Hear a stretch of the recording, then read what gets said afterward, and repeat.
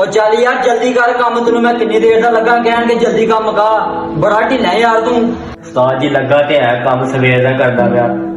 ਆਗੂ ਮੈਨੂੰ ਬੋਲੀਆਂ ਗੱਲਾਂ ਨਾ ਸੁਣਾਇਆ, ਠੀਕ ਏ? ਚੁੱਪ ਚਪੀਤੇ ਕੰਮ ਕਰ ਆਪਣਾ। ਤੇ ਉਸਤਾਦ ਨੇ ਬੜਾ ਤੰਗ ਕੀਤਾ, ਪੂਰਾ ਦਿਨ ਮੈਨੂੰ ਵਾਂਦਾ ਰਹਿੰਦਾ, ਫਿਰ ਵੀ ਮੈਨੂੰ ਗੱਲਾਂ ਸੁਣਾਉਂਦਾ।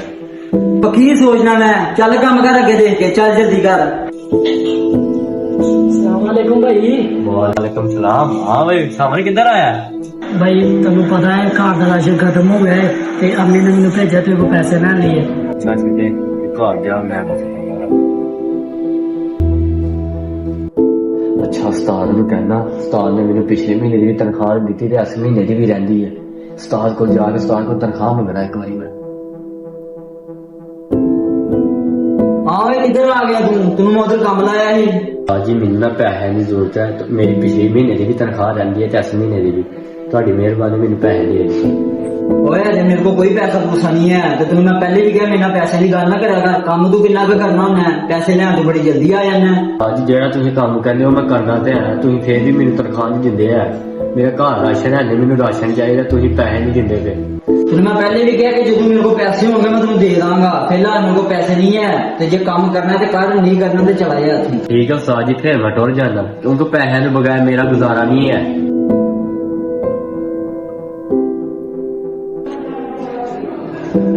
अस्सलामुअलैकुम भाई। वालेकुम सलाम। और वेस प्लान है सुना, किधर आने होने तेरे? भाई मैनू काम है तुहाडे नाल थोड़ा जिहा। हाँ छोटे हुक्म कर दे, की परेशानी है तेनू? भाई तुहानू पता नहीं मैं कोल सुनैन भाई होना कोल काम करना हा ते उन्होंने। ठीक है तेरी मर्जी है, काम शाम करना तो कर, नहीं करना तो ना कर, चला जा तू।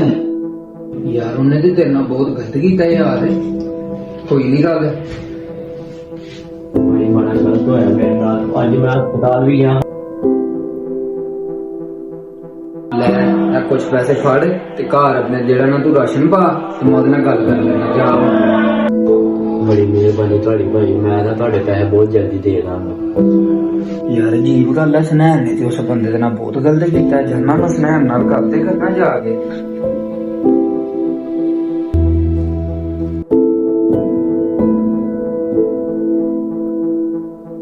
अस्सलाम वालेकुम भाई।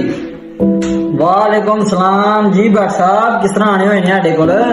कोई नहीं, मैं इत्थों लंघदा पे ते सोचा चक्कर ला लईए तेरे कोल। चलो चंगा कीता तुसी आ गए हो साडे कोल। रोजे कैसे गुजर रहे ने? हाँ अल्हम्दुलिल्लाह बहुत अच्छे गुजर रहे ने यार रोजे ते। यार तुहाडे कोल मुंडा हुंदा किधर गया सुनैन भाई? ओ यार ओ जड़ दे यार उस कलैन ही ओ जनाब मेरी चोरियां करदा ही, अगे पीछे चीजां करदा ही, मैं कढ़ता ओनू अज। नहीं यार वाकई इस तरह का वो चोर है? नहीं यार वो इस तरह का तो नहीं लगता मैनू। मुंडा मुंडा ते बहुत शरीफ ही ओ कादा शरीफ?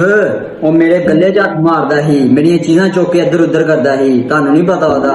ओ कोई शर्म कर। रमजान दे महीने झूठ बोलना मैं तू? एडा वो शरीफ मुंडा बेचारा, ओ तो बेचारा गरीब ही, उन्हें तेरे को तनख्वाह मंगी ते तू ओदे ते इल्जाम लगा हुन लान। ओ कुछ ते शर्म कर ले, रमजान दा महीना मामा, अल्लाह को माफी मंग। ओ शरीफ जिहा बंदा जिदे तू इल्जाम लगा लान। सोने हकूकुल्ला दी माफी ते हकूकुल इबाद दी माफी नहीं है, मेरी गल याद रखी। टाइमो टाइम ओनू लभ ते ओदे कोल माफी मंग ले, चंगा रहेगा। ठीक है यार, मेरे को गलती हो गई है, माफी ओदे कोल लभ के माफी मंगना यार। याद रखें कि हकूकुल बाद रोजे रखने से माफ नहीं होते। इन गुनाहों में माफी के साथ तलाफी भी जरूरी है। वीडियो अच्छी लगे तो शेयर जरूर करें। जज़ाकल्लाह।